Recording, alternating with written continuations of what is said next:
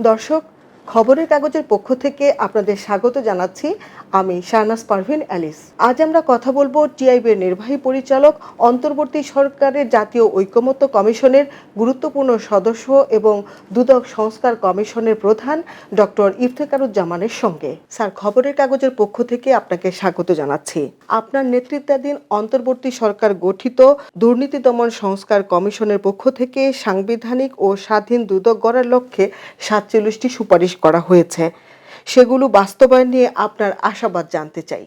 আমি আশাবাদী মানুষ, কাজে আমি অবশ্যই এখনো আশাবাদী। এটা একটা বিশাল সুযোগ সৃষ্টি হয়েছে এবং যে কমিশন যে কাজটা করেছে তার উপর ভিত্তি করে যে সুপারিশমালা প্রণীত হয়েছে, প্রথম আশার কথা হচ্ছে যে প্রায় সবগুলো রাজনৈতিক দল আমাদের সুপারিশমালা প্রায় সবগুলোই সাথে একমত হয়েছে।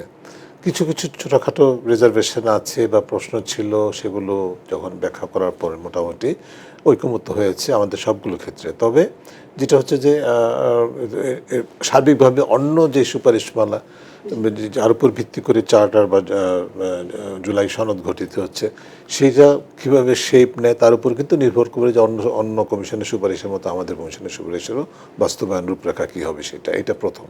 সেটার জন্য আমাদের এই কাজটা তো এখনও চলমান আছে। এই বিষয়ে যেহেতু চলমান আছে, কাজেই সেটা যতদিন পর্যন্ত সনদ স্বাক্ষর না হচ্ছে, সনদের বাস্তবায়ন কীভাবে নিশ্চিত করা হবে, এই বিষয়গুলো এই প্রশ্নগুলো যতদিন পর্যন্ত না শুরু হবে ততদিন পর্যন্ত আমরা এই বিষয়ে সুনির্দিষ্ট মন্তব্য করতে পারবো না। এটুকু বলতে পারবো যে আমি অত্যন্ত আশাবাদী। তবে দ্বিতীয় যে বিষয়টা বলবো এই প্রসঙ্গে, বেশ কিছু সুপারিশমালা আছে আমাদের অন্য কমিশনের মতো, আমাদের কমিশনের সুপারিশমালা আছে যেগুলো স্বল্প মেয়াদে সরকারের নির্বাহী সিদ্ধান্তে বা উদ্যোগে এবং দুদকের উদ্যোগে প্রতিপালনযোগ্য, বাস্তবায়নযোগ্য, এবং সেই সুপারিশমালাগুলো আমরা সরকারের কাছে ফেব্রুয়ারির মাঝামাঝি হস্তান্তর করেছি।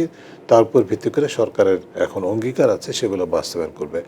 খুব শিগগিরই বাস্তবায়ন হবে এরকম দুই একটি সুপারিশের নাম যদি আপনি বলতেন। যেমন কয়েকটা বিষয় আছে যে দুদকের যে উচ্চ পর্যায়ে নিয়োগ, যারা সাধারণত একদিন পর্যন্ত আমলাতন্ত্র থেকে আসতো, উচ্চ পর্যায়ের মহাপরিচালক, সচিব, মহাপরিচালক, এই পদগুলোকে নিয়োগের ক্ষেত্রে আমরা উন্মুক্ত প্রতিযোগিতার মাধ্যমে যাতে করে এবং একটা সীমারেখার মধ্যে সর্বোচ্চ 10% সরকার আমলাতন্ত্র থেকে আসতে পারবে বা প্রশাসন থেকে আসতে পারবে, এই ধরনের আমরা বাধ্যবাধকতা তৈরির জন্য আমরা আইনি সংস্কারের কথা বলেছি, যেটা অর্ডিন্যান্সের মাধ্যমে করা সম্ভব।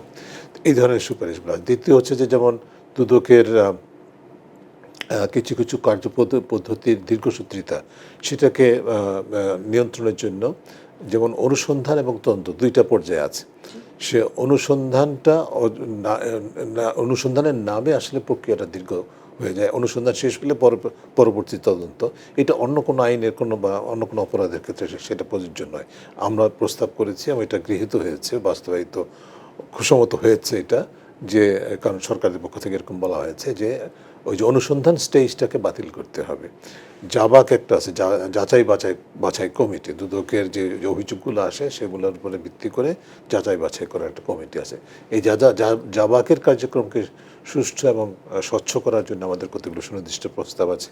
সেগুলো যার মধ্যে যেমন জাবাককে এক ধরনের ভেস্টেড ইন্টারেস্ট যেন সৃষ্টি না হয়, এটা প্রতি একটা সুনির্দিষ্ট মেয়াদের পর সেটা সদস্যপদ পরিবর্তন করা, এই ধরনের প্রস্তাবনাগুলো আছে। এর বাইরে হচ্ছে যে যেমন একটা অত্যন্ত গুরুত্বপূর্ণ প্রস্তাব হচ্ছে যে দুদকের যারা দুর্নীতি দমন কমিশনের সদস্য হওয়া সত্ত্বেও বা কর্মী হওয়া সত্ত্বেও যাদের বিরুদ্ধে দুর্নীতির অভিযোগ, যেটা দীর্ঘদিনের একটা বলে যে দেশবাসী যা মোটামুটি সবাই জানে দুদকের একটা মাথা ব্যথা, যে কারণে আসলে বাস্তবে দুদক তার যথাযথ ভূমিকা পালন করতে পারছে না।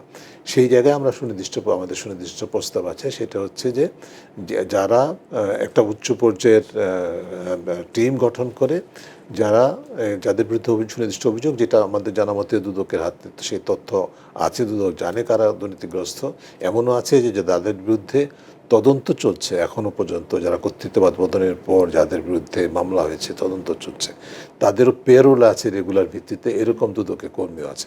এই ধরনের যে অভিযোগগুলো, কাজে এই প্রতিষ্ঠান তো এইভাবে চলতে পারে না। কাজে আমরা যে প্রস্তাবটা করেছি সেটা হচ্ছে যে এক্ষেত্রে যে যাদের বিরুদ্ধে অভিযোগ আছে তাদেরকে সুনিশ্চিত তথ্য প্রমাণ সাপেক্ষে তাদেরকে বরখাস্ত করতে হবে এবং তাদেরকে আইনের আইনের হাতে সোপর্দ করতে হবে এবং এই যে পদগুলো শূন্য হবে সেগুলোকে পূরণ করতে হবে। এই ধরনের কতগুলো সুনির্দিষ্ট সংস্কারের বিষয়গুলো একদিক থেকে দুদক একটা কার্যকর প্রতিষ্ঠান হোক, কিন্তু দুদক একটা জবাবদিহিমূলক প্রতিষ্ঠান হোক, এই বিষয়টা আমরা চাই। দুদকের যেমন আমরা যেটা বলেছি দুদকের বেতন ভাতার বিষয়টা, সেটা এমন হতে হবে যাতে দুদকের কর্মী হিসেবে মানুষের মধ্যে এক ধরনের সেন্স অফ ওনারশিপ থাকে, সেন্স অফ প্রাইড থাকে। কাজে এটা সরকারি বেতন ভাতার সাথে লিঙ্ক করার যে পদ্ধতি আছে সেটা থেকে সরে গিয়ে এটার আলাদা পর্যাপ্ত প্রণোদনামূলক বেতন ভাতা নিশ্চিত করতে হবে। একদিক থেকে উৎসাহব্যঞ্জক তাদেরকে উৎসাহ দেওয়ার জন্য, কর্মীদেরকে উৎসাহ দেওয়ার জন্য আমরা সুযোগ সৃষ্টি করার প্রস্তাব করেছি। অন্যদিক থেকে তাদের মধ্যে যেন জবাবদিহিতার জায়গাটা চূড়ান্ত পর্যায়ে থাকে সেটা নিশ্চিত করার জন্য আমরা প্রস্তাব করেছি। দুদকের কমিশনের নিয়োগের ক্ষেত্রে এবং কমিশনের যেরকম আপনার বাছাই কমিটি যেটা আছে সেটাকে আমরা বাছাই ও পর্যালোচনা কমিটির কথা বলেছি। এটি এই জন্য আমি মেনশন করছি, দুদকের জবাবদিহিতার কোনো ক্ষেত্র নাই। দুদকের এখন শুধুমাত্র বাৎসরিক একটা রিপোর্ট প্রণয়ন করতে হয়, সেই রিপোর্টটা রাষ্ট্রপতির কাছে হস্তান্তর করা হয়। এরপরে রিপোর্টটার কোনো সুরাহা হয় না, কোনো আলোচনা হয় না, সংসদে আলোচনা কথা থাকলেও সেটা হয় না। এবং যে রিপোর্ট হয় সেটার মধ্যে আসলে বাস্তব কোনো পর্যালোচনা করার মতো, জবাবদিহি করার মতো কোনো তথ্য থাকে না। সেই কারণে আমরা একটা নির্দিষ্ট প্রস্তাব করেছি বিভিন্ন দেশের চর্চা, আমাদের দেশের প্রেক্ষিত বিবেচনায়। সেটা হচ্ছে যে এই যে বাছাই কমিটির কথা বলা হচ্ছে তারা আবার দুদকের কার্যক্রম প্রতি 6 মাস পর পর পর্যালোচনা করবে। এমনভাবে পর্যালোচনা করবে একটা সুনির্দিষ্ট ফ্রেমওয়ার্কের ভিতরে থেকে, যার উপর ভিত্তি করে দুদকের হাতে যে অভিযোগগুলো এসেছিল কোনটা গৃহীত হয়েছে কোনটা হয় নাই, যেগুলো গৃহীত হয়েছে কোন যুক্তিতে হলো, যেগুলো গৃহীত হয় না কোন যুক্তিতে গৃহীত হলো না, এবং তার যে বলে যে বাস্তবায়ন প্রক্রিয়াটা সম্পর্কে সুনির্দিষ্ট তথ্য একটা রূপরেখার ভিতরে উপর নির্ভর করে দুদক প্রতি 6 মাস অন্তর অন্তর এই কমিটির কাছে হস্তান্তর করবে। কমিটি তার উপর ভিত্তি করে সেগুলো বিশ্লেষণ করে এক ধরনের গণশুনানি করবে, যের মধ্যে গণমাধ্যম সহ সাধারণ মানুষ সহ নাগরিক সমাজের প্রতিনিধিরা অংশগ্রহণ করতে পারবে, এবং যার ফলে দুদকের একটা জবাবদিহিতার ক্ষেত্র তৈরি হবে। এর বাইরে যেমন আমাদের ঢাকার বাইরে দুদকের মানে প্রতিটা জেলায় এখন পর্যন্ত কার্যালয় নাই, যেখানে কার্যালয় আছে সব জায়গায় আদালত নাই, স্পেশাল আদালত যেটা হওয়ার কথা, সেগুলো আমরা প্রস্তাব করেছি যে এখানে যে জেলাগুলোতে এখন হয় নাই পর্যায়ক্রমে প্রতিটা জেলায় কার্যালয় স্থাপন করতে হবে, কারণ যাতে করে মানুষের দুদকের যে কার্যক্রমকে মানুষের দোরগোড়ায় নিয়ে যাওয়া যায়। আবার যেসব জেলায় কার্যালয় আছে সেখানে আবার যে আদালত প্রতিষ্ঠা করতে হবে সেই ধরনের প্রস্তাবগুলো আমরা করেছি, যাতে করে দুদকের মামলাগুলোর জন্য সবাইকে ঢাকায় আসতে না হয়, প্রাথমিক পর্যায়ে অন্তত স্থানীয়ভাবেই সেটার বিচার প্রক্রিয়া শুরু হতে পারে। এই ধরনের বিষয়গুলো আমাদের প্রস্তাবনার মধ্যে আছে। এগুলো মোটামুটি বেশিরভাগই কিন্তু আসলে এক্সিকিউটিভ ডিসিশনে এবং সরকারের সিদ্ধান্তে ওটা হওয়ার বাস্তবায়নযোগ্য। এরই মধ্যে অন্তর্বর্তী সরকারের 1 বছর পূর্ণ হয়েছে, জুলাই ঘোষণাপত্র প্রকাশ হয়েছে। বিগত 1 বছরে জুলাই গণ অভ্যুত্থান বা আন্দোলনকে ঘিরে জনমনের যে আকাঙ্ক্ষা ছিল তা কতটা পূরণ হয়েছে? ঘোষণাপত্র যেটা হয়েছে সেটা জনগণের এক ধরনের যে আন্দোলনের মাধ্যমে যাদের স্বপ্নের জায়গাটা সেটাকে ক্যাপচার করা হয়েছে।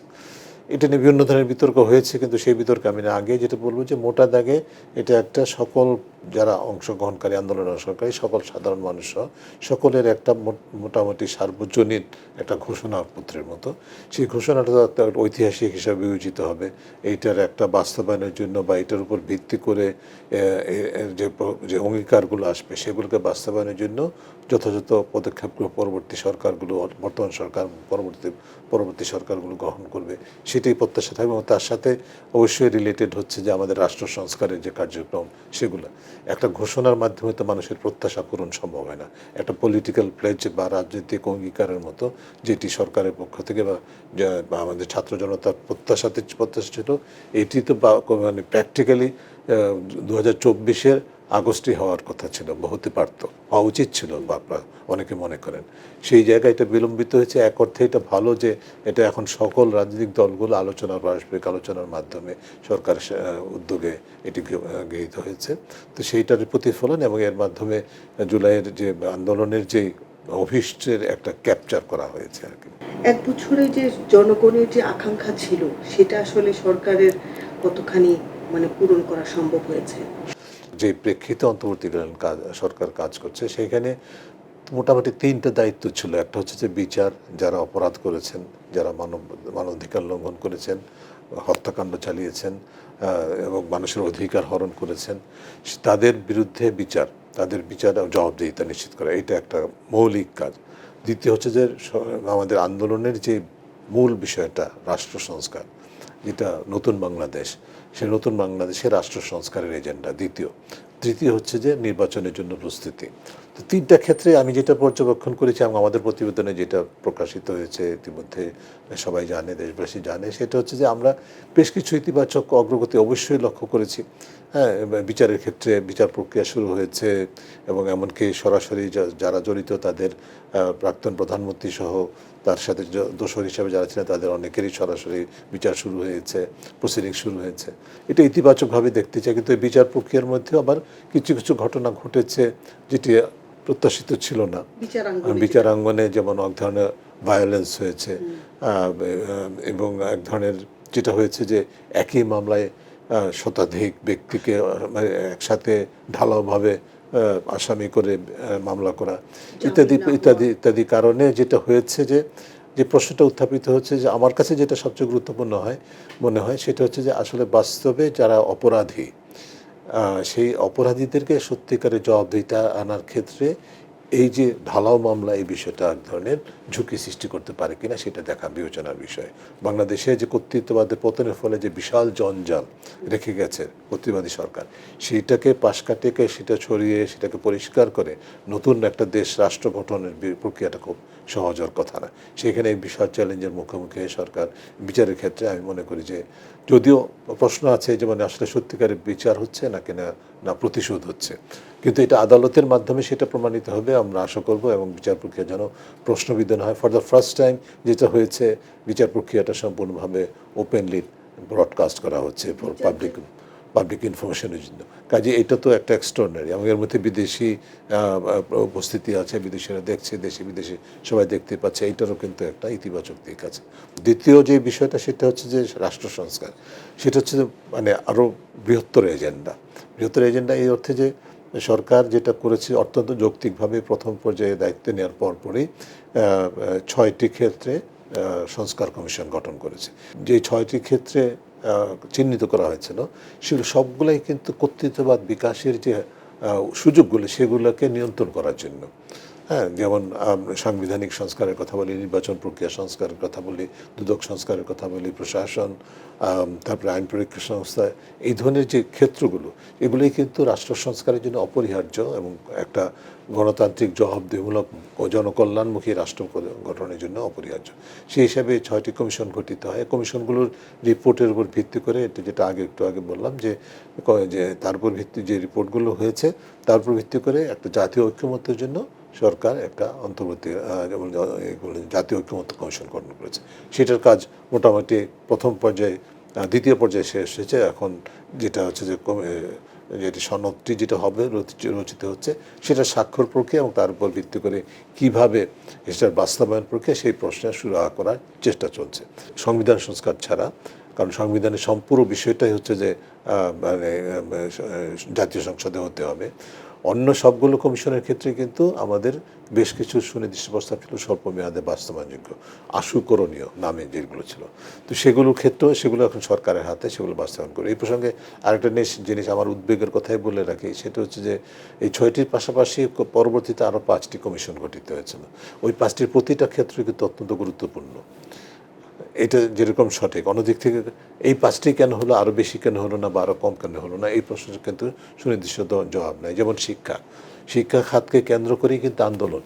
এই শিক্ষা খাত কিন্তু মানে সংস্কার কার্যক্রমের বাইরে রাখা হয়েছে। সেটা কেন আমরা আমাদের বোধগম্য হয় না। ব্যবসা খাত, ব্যক্তি মালিকানাধীন ব্যবসা খাত, যেটা কর্তৃত্ববাদ বিকাশের অন্যতম হাতিয়ার। দুর্নীতি যারা করেছেন, রাষ্ট্র কাঠামোকে দখল করেছেন, কর্তৃত্ববাদের বিকাশ করেছেন এবং বিশেষ করে ক্লেপ্টোক্রাসি বা চৌর্যবৃত্তের রাষ্ট্র প্রতিষ্ঠা করেছিল, তার 3টা তো হাতিয়ার ছিল, একটা রাজনীতি, একটা আমলাতন্ত্র, আর একটা হচ্ছে যে ব্যবসা। এই যে ব্যবসা খাতের যে সংস্কার, সেই বিষয়টা কিন্তু ধরাছোঁয়ার বাইরে থেকে গেছে। ব্যবসায়ীর মহল যেভাবে কর্তৃত্ববাদ বিকাশের অন্যতম অনুঘটক হিসেবে কাজ করেছে, এর ফলে তো পুরো ব্যবসা খাতের ক্ষতি হয়েছে, কারণ উন্মুক্ত প্রতিযোগিতা বিনষ্ট হয়েছে, রাষ্ট্র থেকে মানে জনগণের অর্থ পাচার হয়েছে, লুটপাট হয়েছে, ব্যাংকিং খাত জবরদখল করা হয়েছে এবং সেই জবরদখলকৃত যে অর্থ বা ঋণ, সেগুলো ঋণের নামে ঋণ গ্রহণ করে সেটা বিদেশে পাচার করা হয়েছে। বাংলাদেশ পৃথিবীর ইতিহাসে খুব কম এরকম দৃষ্টান্ত আছে যে এত অল্প সময়ের মধ্যে $240 বিলিয়ন বাংলাদেশ হারিয়েছে অর্থ পাচারের মধ্যে। এটার ফলে তো সাধারণ ব্যবসায়ী যারা বিভিন্ন পর্যায়ে, ছোট মধ্যম বড় পর্যায়ে, তারা কিন্তু ক্ষতিগ্রস্ত হয়েছে। কাজে এই ব্যবসা খাতের সংস্কারটাকে অত্যন্ত গুরুত্ব দেওয়া উচিত ছিল বলে আমরা মনে করি। এটা হয় নাই। তারপরেও বলবো যে 5টা খাত হয়েছে, তার মধ্যে যে কমিশনগুলো যে প্রতিবেদন দেওয়া হয়েছে, সেই প্রতিবেদনগুলো সম্পর্কে বাস্তবে কোনো আলোচনা নাই। নারী কমিশন অত্যন্ত গুরুত্বপূর্ণ একটা কমিশন, সেটা নিয়ে যে তোলপাড় হলো, বিশেষ করে ধর্মভিত্তিক, ধর্মের নামে যে অনাচারের মাধ্যমে কমিশনকে এবং কমিশনের প্রতিবেদনকে প্রশ্নবোধে বাতিল করে দেওয়ার যে দাবি তোলা হলো, সেই প্রেক্ষিতে সরকার কিন্তু কোনো তার সুনির্দিষ্ট অবস্থান নিতে পারেনি, যেটা আমাদের জন্য মনে করি যে একটা উদ্বেগজনক জায়গা। যে কারণে একটা যে পুরো প্রেক্ষিতটাই মানে ecosystem for women's rights, নারী অধিকার বা নারীর সম অধিকারের প্রতিষ্ঠার যে ইকোসিস্টেম, সেটাই কিন্তু বিনষ্ট হলো সরকারের এই নীরবতার কারণে।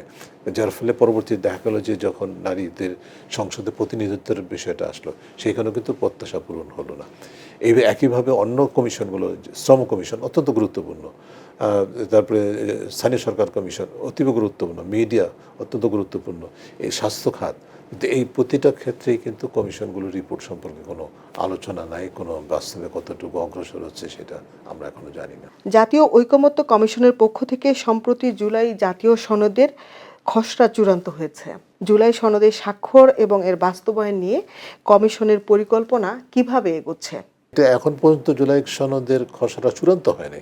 একটা চূড়ান্ত খসড়া রাজনৈতিক দলগুলোর সাথে এই সপ্তাহে শেয়ার করার কথা, বোধহয় সম্ভবত আজকে কালকের ভিতরে। তারপরে তাদের ফিডব্যাক পাওয়ার পরে সেটা চূড়ান্ত হবে। এটা এক। আপনার প্রশ্নের দ্বিতীয় ভাগটা সেটা হচ্ছে যে এই রাজনৈতিক দলগুলোর যৌক্তিকভাবেই প্রত্যাশা, সাধারণ মানুষের প্রত্যাশা, এটা হচ্ছে যে কাগজটা হচ্ছে, যে সনদটা হচ্ছে, সেটা একটা পলিটিক্যাল স্টেটমেন্ট, রাজনৈতিক অঙ্গীকারের মতো। তো রাজনৈতিক অঙ্গীকার তো মানুষ করে, রাজনৈতিক দল বাংলাদেশে করে, পৃথিবীর বিভিন্ন দেশে কিন্তু করে, সেটাকে লঙ্ঘন করার জন্যই। বাংলাদেশে এটা তো লঙ্ঘন করার জন্যই করা হয়েছে, মানে একটা চর্চা আছে। কাজে এই প্রশ্নটা থেকে যে আমরা এত রক্তের বিনিময়ে এমন একটা জাতি সনদ পাবো যেটা বাস্তবায়ন করার নিশ্চয়তা থাকবে না কেন, যৌক্তিকভাবে এই প্রশ্ন। এবং এই প্রশ্নটাকে বিবেচনায় নিয়েই যেটা ঐকমত্য কমিশন এখন চেষ্টা করছে, সেটা হলো যে আমরা এক্সপার্ট ওপিনিয়ন নিয়ে চেষ্টা করছি, বিশেষজ্ঞের কাছ থেকে যেটা মতামত নেওয়ার চেষ্টা করছি যে কী প্রক্রিয়ায় এটা এক ধরনের আইনগত বাধ্যবাধকতা সৃষ্টি করা যায়, এমন একটা ম্যান্ডেট দেওয়া যায় এই সনদটাকে, যেটি সব রাজনৈতিক দল, সকল অংশীজন মান্য করতে বাধ্য থাকবেন, এরকম একটা সুযোগ নেওয়া। ঠিক এক্স্যাক্টলি এই মুহূর্তে এই কাজটা চলছে। আমরা কিছু কিছু বিশেষজ্ঞের সাথে বসেছি, আর আলোচনা চলমান আছে। আমরা আশা করছি যে একটা না একটা ফর্মুলা আমরা পেয়ে যাব, যার মাধ্যমে এটাকে এক ধরনের আইনগত বাধ্যবাধকতা সৃষ্টি করার মতো সুযোগ তৈরি হয়ে যাবে।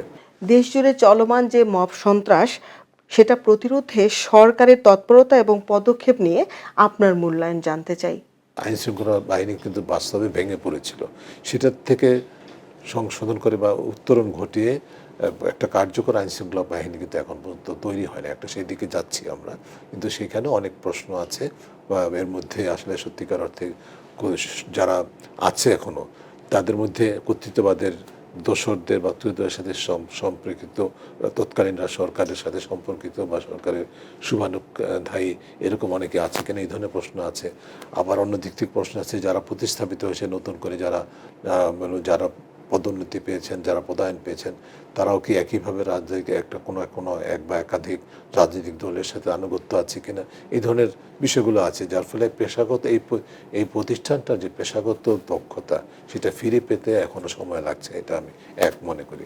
যে কারণে যেভাবে বলে যে অস্থিতিশীলতা বা শান্তি শৃঙ্খলা বজায় রাখার যে দায়িত্বটা, সেটা যথাযথ পালন করতে পারছে না। অন্যদিক থেকে যেটা হয়েছে, কর্তৃত্ববাদ পতনের ফলে যারা বিজয়ী শক্তি, তারা কিন্তু নিজেদেরকে ক্ষমতায়িত ভাবছে, অনেকে অতি ক্ষমতায়িত ভাবছে, অনেকের মধ্যে অত্যন্ত যৌক্তিক কারণে দীর্ঘদিনের পুঞ্জীবিত দাবিনামা, অধিকার প্রাপ্তির প্রত্যাশা, এতদিন হয়নি, 16 বছর বঞ্চিত ছিলাম, এখন আমাদের চাই, এই যে বিষয়টা বিভিন্ন ক্ষেত্রে কিন্তু এই ধরনের প্রবণতাটা আমরা দেখতে পেয়েছি। অত্যন্ত যৌক্তিক কারণ হয়, অনেক ক্ষেত্রে আবার এটাকে মানুষের প্রত্যাশাটাকে চাহিদাটাকে কোনো কোনো মহলের পক্ষ থেকে যারা ক্ষমতায়িত বা আমি তাদেরকে অতি ক্ষমতায়িত বলি, তাদের মধ্যে অনেকেই আবার তাদের যে প্রত্যাশা, তাদের যে অভীষ্ট, তাদের যে ইন্ডক্ট্রিনেশন এবং তাদের যে এই প্রত্যাশা জায়গাগুলোকে চাপিয়ে দেওয়ার চেষ্টা বা অর্জন করার চেষ্টা নিজের মতো করে, এইটা কিন্তু বিভিন্নভাবে প্রকাশিত হয়েছে। যার ফলে এই যে পরিস্থিতি যে সরকারের যে সবচেয়ে দুর্বলতম ক্ষেত্রগুলি অত্যন্ত যৌক্তিক কারণে দুইটা কারণের সংশ্লিষ্টতার কারণে কিন্তু এটা ঘটেছে। প্রচলিত রাজনৈতিক দলগুলোর একাংশের মধ্যে আমরা যেরকম দেখতে পেয়েছি, একইভাবে নতুন রাজনৈতিক শক্তি যেটা বিকাশ ঘটেছে, তারাও সেই প্রবণতার কাছে তারা আত্মসমর্পণ করেছে। যার ফলে এক ধরনের রাজনৈতিক অঙ্গনেও কিন্তু অস্থিতিশীলতা বিরাজ করছে এবং এক ধরনের এই যে যা শান্তি শৃঙ্খলা রক্ষা, আইন শৃঙ্খলা রক্ষাকারী শৃঙ্খলা পরিস্থিতি, তার উপর তার নেতিবাচক প্রভাব পড়েছে বলে আমরা মনে করি। হত্যা, সন্ত্রাস, অপরাধ এসব তো ঘটেই, কিন্তু রাষ্ট্র তো রাষ্ট্রের অভিভাবক। এই বিষয়ে রাষ্ট্র কি তার সঠিক ভূমিকা রাখতে পেরেছে? না, আমি মনে করি যে ক্ষেত্রে প্রয়াসের ঘাটতি ছিল না, কিন্তু আমি যেভাবে ব্যাখ্যা করার চেষ্টা করলাম, এই ক্ষেত্রে চ্যালেঞ্জ এত বেশি বহুমুখী যে কারণে হয়তো অনেক সময় প্রত্যাশা অনুযায়ী ডেলিভারি সম্ভব হয় নাই।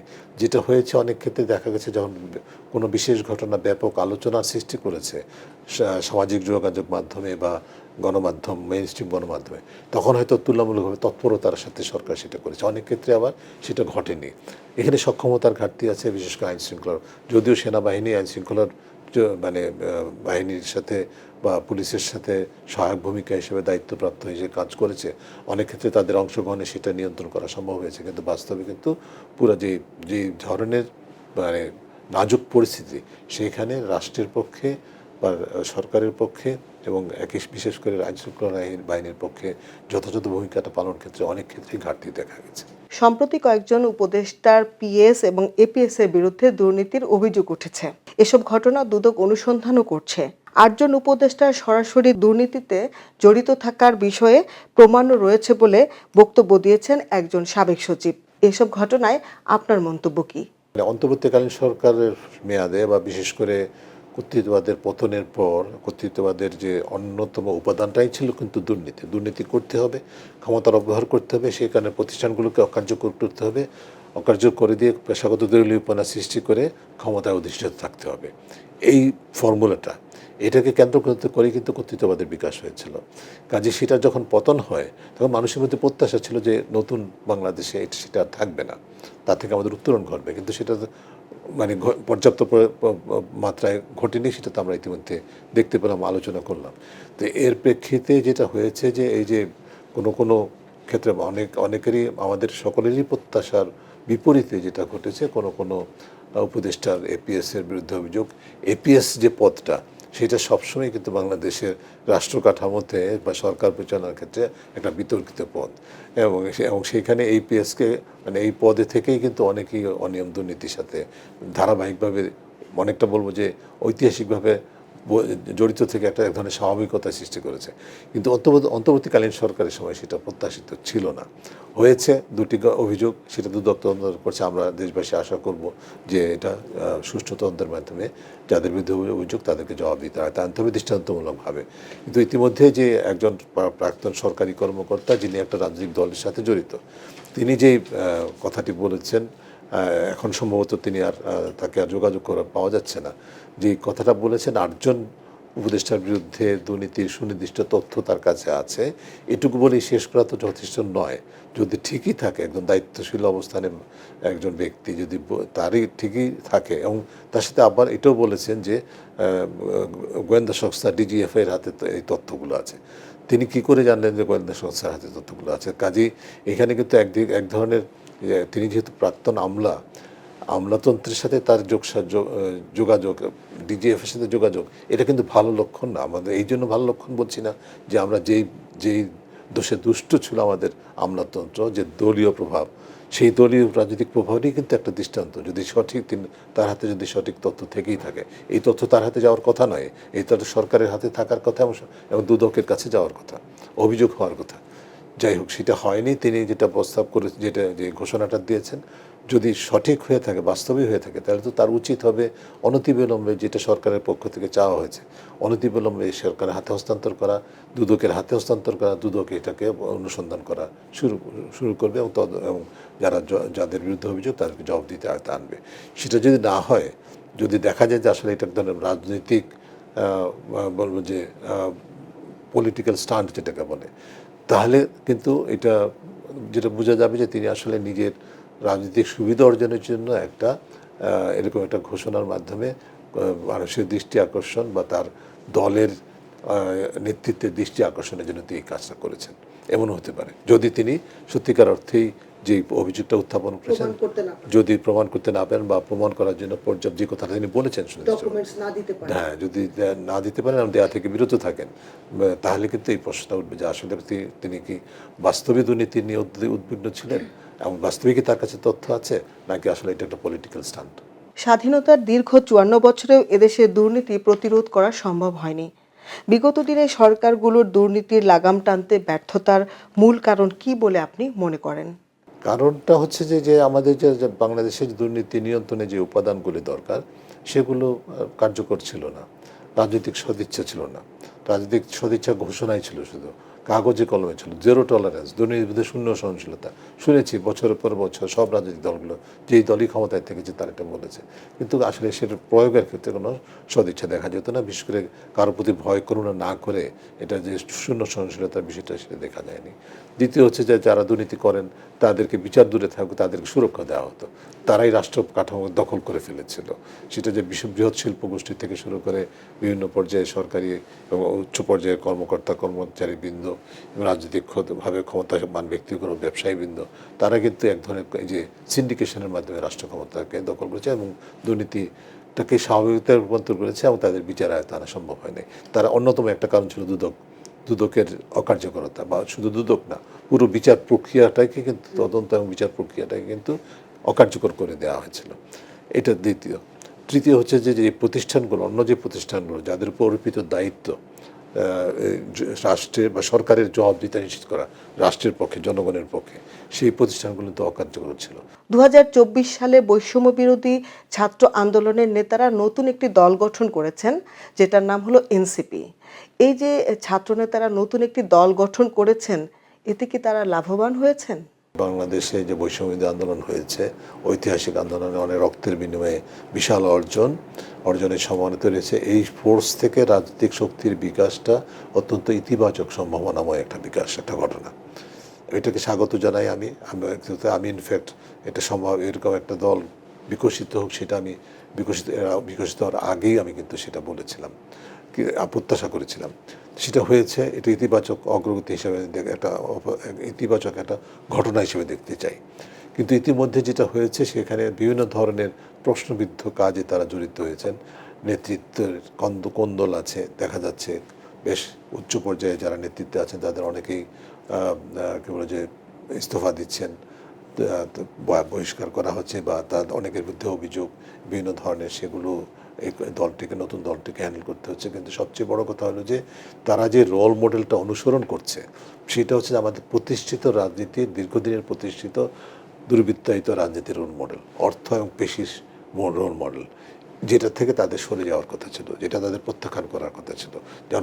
জনগণ তাদের কাছ থেকে এইটুকু আশা করেছিল। সেই জায়গায় কিন্তু তারা নিজেদেরকে অটুট রাখতে পারেনি, বরং সেখানে আত্মসমর্পণ করে তারা আত্মঘাতী একটা অবস্থানে যাচ্ছে, যেটি অত্যন্ত তাদের নিজেদের জন্য বিব্রতকর বলে আমি মনে করি। তবে এখনও সময় আছে বলে আমি মনে করি। ইতিমধ্যে যে ঘটনাগুলো হয়েছে, যেমন কক্সবাজারের ঘটনা, যারা ঘটেছিল তাদেরকে যে জবাবদিহি করার জন্য একটা প্রক্রিয়া, এটা কিন্তু ইতিবাচক। খুব কম রাজনৈতিক দলে সেটা করে বাংলাদেশে। তো এই ধরনের বিষয়গুলো শুধু এটার মধ্যে সীমাবদ্ধ থাকলে চলবে না। বিশেষ করে তাদের যে আয় ব্যয়ের স্বচ্ছতা, তাদের যে বিশেষ করে তাদের বিরুদ্ধে অনেকের ক্ষেত্রেই দলবাজি, দখলবাজি, চাঁদাবাজি ইত্যাদি, বিশেষ করে মামলা বাণিজ্য, গ্রেপ্তার বাণিজ্য, এগুলোর মধ্যে জড়িত, ট্যাগিংয়ের মাধ্যমে অর্থ এক্সটর্শন বা চাঁদাবাজি, এগুলো তাদের বিরুদ্ধে যে অভিযোগগুলো, সেগুলো যেন তারা কাটিয়ে উঠতে পারে। তাদের দলীয় নেতৃত্বের মধ্যে সেই ধরনের যদি দৃঢ়তা থাকে, ওই ধরনের পলিটিক্যাল এজেন্ডা থাকে, বিশেষ করে কর্মকৌশল থাকে, যার মাধ্যমে সেগুলোতে উত্তরণ ঘটাতে পারবে, তাহলে অবশ্যই তরুণ প্রজন্মের মধ্যে থেকে যে বৈষম্য বিরোধী আন্দোলনের যে আদর্শ চেতনা, সেটার ধারণকারী একটা দল, রাজনৈতিক দল অবশ্যই বিকশিত হয়, ইতিবাচকভাবে বিকশিত হওয়ার সম্ভাবনা প্রচুর আছে বলে আমি মনে করি।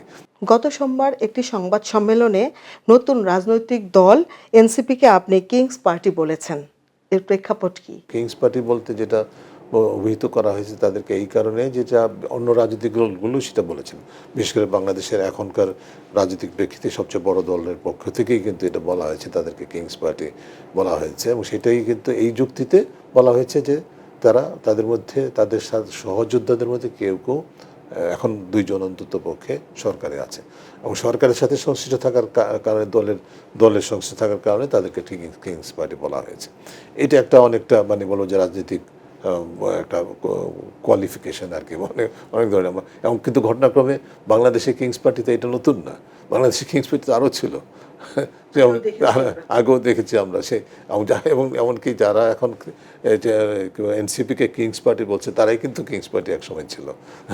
এবং এটাই ছিল বাস্তবতা, বাংলাদেশের রাজনীতির বাস্তবতা এটাই।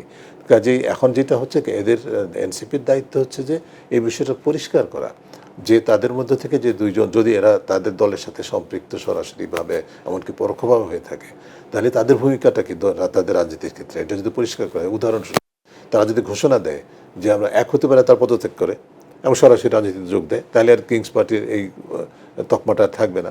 অথবা আরেক হতে পারে যে তারা ঘোষণা দিবে যে আমরা সরকারে যেহেতু আছে, আমরা কোনোদিন মানে অন্ততপক্ষে আসন্ন নির্বাচনে এবং পরবর্তী 2 বছর পর্যন্ত নির্বাচনে অংশগ্রহণ করবে, যেটা গুড প্র্যাকটিসের অংশ।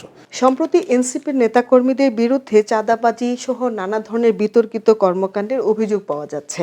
এসব ঘটনার দায় আসলে কতখানি তাদের বলে আপনি মনে করেন? যেটা হয়েছে যে তরুণ নেতৃত্ব, ক্ষমতায়িত, অতি ক্ষমতায়িত যে মানসিকতা, সেটার বহিঃপ্রকাশ অনেক হচ্ছে। আমার জানা মতে এদের মধ্যেই যারা বৈষম্যবিরোধী আন্দোলনের সাথে সরাসরি জড়িত ছিল এবং পরবর্তীতে এনসিপির সাথে সম্পৃক্ত হয়েছিল বা হওয়ার কথা, তাদের অনেকের মধ্যেই কিন্তু ফ্রাস্ট্রেশন আছে। তারা নিজেরাই কিন্তু নিজেদের অনেকের সহযোদ্ধাদের ভূমিকার কারণে বিব্রত, এবং বিব্রত এমন পর্যায়ে যে তারা খুবই উদ্বিগ্ন এবং বলল যে অনেকটা শঙ্কার মধ্যেই তারা থাকে, এরকম আছে আমার জানা মতে। কাজেই ইতিবাচক উপাদান তো সেখানে আছে। যারা বৈষম্যবিরোধী আন্দোলন করেছেন, তাদের মধ্যে তো একটা স্বপ্নের বাংলাদেশের বিষয়টা ছিল। এটা তো এরকম কিছু ব্যক্তির অনিয়মের কারণে, স্বেচ্ছাচারিতার কারণে, চাঁদাবাজির কারণে, বিভিন্ন ধরনের গ্রেপ্তার বাণিজ্য ইত্যাদির কারণে পুরো আন্দোলনটাকে বিতর্কিত ভাবার কোনো সুযোগ নাই। গত মঙ্গলবার প্রধান উপদেষ্টা তার ভাষণে আগামী 2026 সালের ফেব্রুয়ারিতে রমজানের আগেই জাতীয় সংসদ নির্বাচন আয়োজনের ঘোষণা দিয়েছেন। দেশের বর্তমান পরিস্থিতি নির্বাচনের জন্য কতটা অনুকূল বলে আপনি মনে করেন? মানে নির্বাচন তো হতেই হবে নির্বাচন, আমি আশা করি। তবে নির্বাচনটা কতখানি আবার সুষ্ঠু নিরপেক্ষ হবে, সেটা অনেকগুলো মানে ফ্যাক্টরের উপর নির্ভর করে। সবার আগে তো হচ্ছে নির্বাচনকালীন সরকার কি ভূমিকাটা পালন করছে, কতটুকু সুষ্ঠু নিরপেক্ষ নির্বাচন হোক, এবং সেটার জন্য তারা কতটুকু দল নিরপেক্ষ ভূমিকা পালন করবে সেটার উপর নির্ভর করবে। অর্থাৎ এখানে কোনো স্বার্থের দ্বন্দ্ব কাজ করবে কিনা সেটা দেখার বিষয়। নির্বাচন কমিশন কতটুকু নিরপেক্ষ ভূমিকা পালন করে। সবার ধারণা যে বর্তমান কমিশন আগের 3টি কমিশনের তুলনায় অনেক বেশি বলবো যে রাজনৈতিক প্রভাব মুক্ত, কিন্তু বাস্তবিক কি তাই কিনা সেটা কিন্তু সেই পরীক্ষা কিন্তু এখনও তারা উত্তীর্ণ হয় নাই। কারণ ইতিমধ্যে তারা একাধিক অকেশনে বিভিন্ন অবস্থান নিয়েছে, যেটা কেউ কেউ মনে করেছেন এক বা একাধিক রাজনৈতিক দলের পক্ষে অবস্থান নেওয়ার মতো বিতর্ক তৈরি করেছে। কাজে এই নির্বাচন কমিশনকে কিন্তু পরীক্ষা দিতে হচ্ছে যে তারা সত্যিকার অর্থে যে লেভেল প্লেয়িং ফিল্ড, অর্থাৎ সমান প্রতিযোগিতার ক্ষেত্র তৈরি করতে পারবে কিনা। তৃতীয় হচ্ছে যে শক্তিগুলো সবচেয়ে গুরুত্বপূর্ণ ভূমিকা পালন করতে, সেটা হচ্ছে আইন প্রক্রিয়া সংস্থা ও প্রশাসন। এরা কতটুকু সুষ্ঠু নিরপেক্ষ নির্বাচনের জন্য নিরপেক্ষ ভূমিকা পালন করতে পারবে, বিশেষ করে প্রশাসন এবং আইন প্রক্রিয়া সংস্থা। এটা কিন্তু বড় প্রশ্ন, যেটা হয়েছে বাস্তবে অস্বীকার করার কোনো উপায় নাই। কর্তৃত্ববাদ পতনের ফলে একটা দলীয়করণকৃত আইন প্রক্রিয়া সংস্থা এবং প্রশাসন কিন্তু আরেকটা দ্বারা প্রতিস্থাপিত হয়েছে।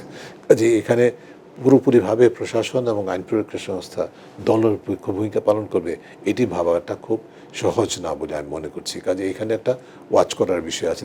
ফাইনালি যেহেতু যাদের ভূমিকাটা খুবই গুরুত্বপূর্ণ সেটা রাজনৈতিক দলগুলো। আমার রাজনৈতিক দলগুলো যারা সুষ্ঠু নিরপেক্ষ নির্বাচন না যায়, তারা যদি কালো টাকা এবং অর্থ এবং পেশি শক্তির প্রভাবান্বিত নির্বাচন চায়, তাহলে লেভেল প্লেইং ফিল্ড বলতে যা বোঝায় তার কিছুই হবে না। কারণ অর্থ এবং পেশি দ্বারা যদি নির্বাচন নির্ধারিত হয়, সেটা কিন্তু কোনো অবস্থায় লেভেল প্লেইং সৃষ্টি করতে পারে না। আমরা সেটা কিন্তু দৌরাত্ম্য ইতিমধ্যে দেখতে পাচ্ছি। কাজেই এই সব কিছু মিলিয়ে আমি মনে করি যে সুষ্ঠু নির্বাচন হবে, ঐতিহাসিক নির্বাচন হবে, প্রধান উপদেষ্টা বলেছেন।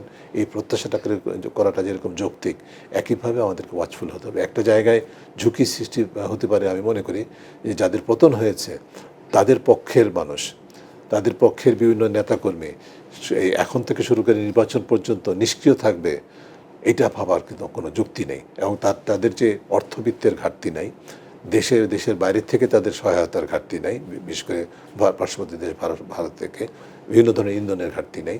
তারা যেরকম বিভিন্নভাবে অস্থিতিশীলতা সৃষ্টি করতে পারে, ঝুঁকি আছে, একইভাবে এমনকি গণমাধ্যমের মধ্যে এমন শক্তির তারা বিকাশ ঘটাতে পারে যে যারা বিভিন্ন ধরনের অপপ্রচারের মাধ্যমে, সেটি সোশ্যাল মিডিয়াই হোক, ডিজিটাল প্ল্যাটফর্মই হোক বা কনভেনশনাল মিডিয়া হোক, তারা বিভিন্ন ধরনের প্রচারণার মাধ্যমে কিন্তু এক ধরনের নির্বাচন বা প্রত্যক্ষ বা পরোক্ষভাবে সুষ্ঠু নির্বাচন পরিপন্থী অবস্থার সৃষ্টি করতে পারে। কাজে ঝুঁকি বহুমুখী আছে, কিন্তু আমি মনে করি যে বাংলাদেশের মানুষ দীর্ঘদিন পর, এত বছর পর নিজের ভোট নিজে দেব এই সুযোগটা পেতে যাচ্ছে। এটার নিশ্চয়ই সদ্ব্যবহারের জন্য সকল রাজনৈতিক শক্তি, সকল অংশীজনের মধ্যে ঐক্যমত্য থাকবে এবং তারা শেষ পর্যন্ত একটা ভালো নির্বাচনে আমরা দেখতে পারবো। আগামী সংসদ নির্বাচন ফ্রি অ্যান্ড ফেয়ার হলে অনেকেরই ধারণা বিএনপি জয়ী হবে। নানা জনমত জরিপেও এমন তথ্য উঠে এসেছে। রাষ্ট্র পরিচালনার দায়িত্ব পেলে দেশ গঠনে এই দলটির সক্ষমতা নিয়ে আপনার মূল্যায়ন কি? বিএনপি তাদের যে পলিটিক্যাল ট্র্যাক রেকর্ড, সেটার থেকে সরে আসবে, এটি মানুষ প্রত্যাশা করবে। এবং ট্র্যাক রেকর্ড কিন্তু এরকম যে বাংলাদেশে যে দুর্নীতি, সেটা কিন্তু শুধুমাত্র আওয়ামী লীগের একচ্ছত্র একটা বিষয় ছিল না, এটা ধারাবাহিক হয়ে আসছে। এবং সবগুলো রাজনৈতিক দল যারা ক্ষমতায় থাকে তখনই কিন্তু তারা কিন্তু দুর্নীতির সাথে জড়িত হচ্ছে, লিপ্ত হয়েছে, ক্ষমতার অপব্যবহার করেছে, রাষ্ট্র কাঠামো দখল করার জন্য তাদের যে বিভিন্ন ত্রিমুখী আতাতের যে শক্তিগুলো ছিল, সেগুলো সকল সময় কিন্তু ছিল।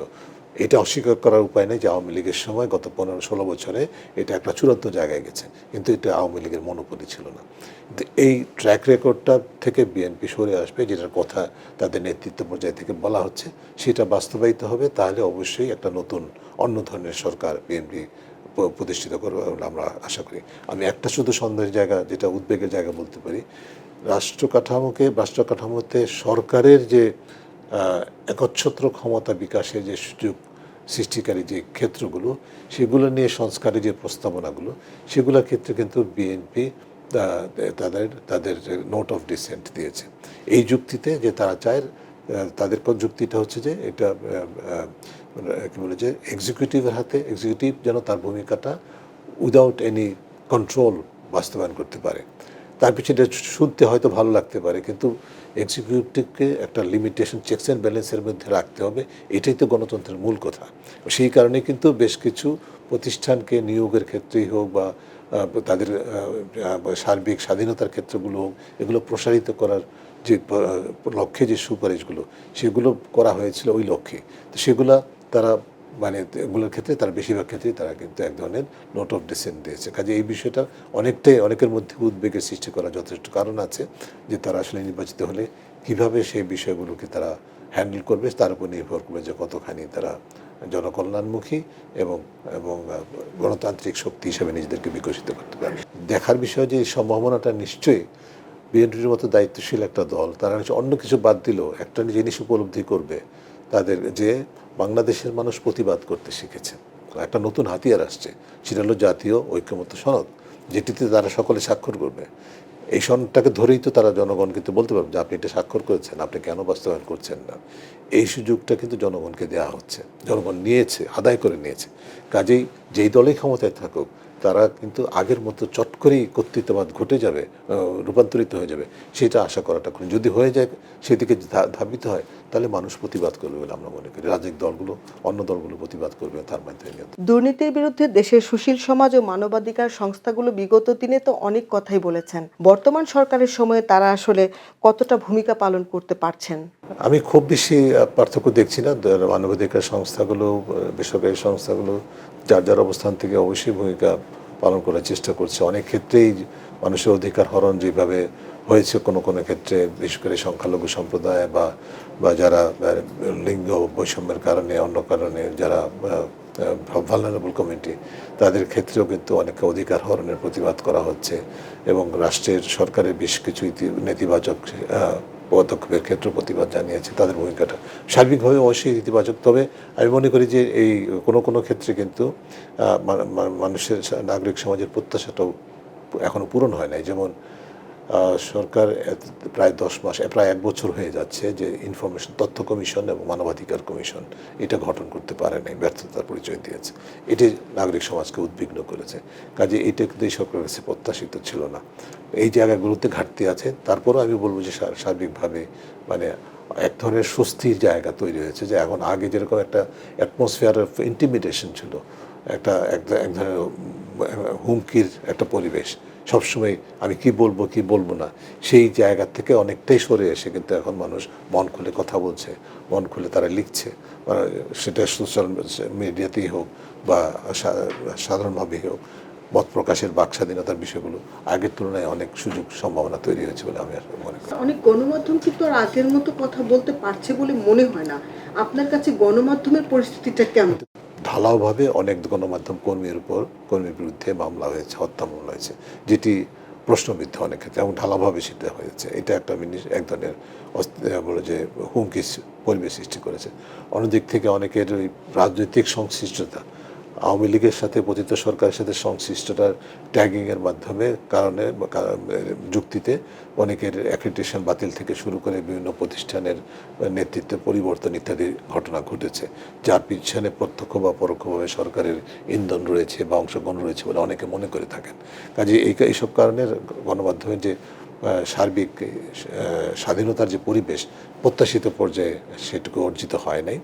আসার কথা হচ্ছে যে গণমাধ্যম কমিশনের রিপোর্ট যেটা হয়েছে সেটা অত্যন্ত একটা শক্তিশালী রিপোর্ট। এটি যদি বাস্তবায়িত হয় তাহলে আমরা আশা করি যে এই ক্ষেত্রে ইতিবাচক অগ্রগতি ঘটবে। বর্তমান অন্তর্বর্তী সরকারের উপর দেশের জনগণের অনেক প্রত্যাশা ছিল, সেই প্রত্যাশা তারা কতটা পূরণ করতে পেরেছেন? আমি মনে করি যে কোনো কারণে, বিশেষ করে যেমন আইনশৃঙ্খলা পরিস্থিতি বা দ্রব্যমূল্য ইত্যাদি কোনো ক্ষেত্রে মানুষের প্রত্যাশা পূরণ হয় না। এটা কারণ দৈনন্দিন জীবনে সাধারণ মানুষের মধ্যে যে জিনিসগুলো প্রভাব সৃষ্টি করে সেটা হচ্ছে আইনশৃঙ্খলা পরিস্থিতি এবং কর্মসংস্থান এবং দ্রব্যমূল্য ইত্যাদি। দ্রব্যমূল্যের ক্ষেত্রে কিছুটা অগ্রগতি হয়েছে, কর্মসংস্থানে কিন্তু পর্যাপ্ত অগ্রগতি হয় নাই। আইনশৃঙ্খলা পরিস্থিতি আমরা আগেই বলেছি এটা প্রত্যাশিত জায়গা না, বরং সরকারের সবচেয়ে দুর্বল জায়গাটা সেটা। এই কারণে মানুষের প্রত্যাশা শব্দটা খেয়াল করতে হবে। সেটা হচ্ছে যে এখনও আমি মনে করি যে মানুষ মনে করে যে এই সরকার আরও ভালো করতে পারতো, কিন্তু মোটেই ভালো করে না, এই কথাটা কিন্তু বলাটার কোনো যৌক্তিকতা নাই। আমি মনে করি যে অনেক যেটা ইতিমধ্যে বলেছি, 3টা ক্ষেত্রে, মৌলিক ক্ষেত্রেই তারা ইতিবাচক অগ্রগতি। ব্যাংকিং খাত, পুরো ব্যাংকিং খাত কলাপস হয়ে গেছিলো। একটা গ্রুপের হাতে সমস্ত 9টা ব্যাংক জবরদখল হয়ে গেছিলো। সেই খাতকে টেনে তুলে উদ্ধার করে এমন একটা জায়গায় মোটামুটি দাঁড় করানো হয়েছে যে এটা আশার আলো দেখতে পাচ্ছে মানুষ। কাজে বেশ কিছু বিস্তারিত আলোচনা না গিয়ে আমরা মনে করি যে আসলে ইতিবাচক, অনেক কঠিন জটিল পরিস্থিতির মধ্যে থেকে ইতিবাচক অগ্রগতি দেখতে পাচ্ছি আমরা। এরকম একটা সরকারের কাছ থেকে প্রত্যাশাটা বেশি, কারণ অনেকের মধ্যে ধারণা যে রাজনৈতিক পট পরিবর্তন হলে রাজনৈতিক দল ক্ষমতায় আসলে এই সুযোগটা হাত থাকবে না। এই কারণেও কিন্তু একটা মানুষের প্রত্যাশা তুলনামূলকভাবে বেশি। ব্যর্থতা আছে, সকল সরকারই ব্যর্থতা থাকবে, এই সরকারের ব্যর্থতা আছে, কিন্তু তাই বলে তারা ইতিবাচক কিছুই করে না সেটা বলাটা কঠিন। অনেক কর্মব্যস্ততার মাঝেও খবরের কাগজকে আপনি সময় দিয়েছেন, এজন্য অনেক ধন্যবাদ। আপনাকেও ধন্যবাদ। এলো খবরের কাগজ, নিখাদ, নির্ভীক, নিরপেক্ষ।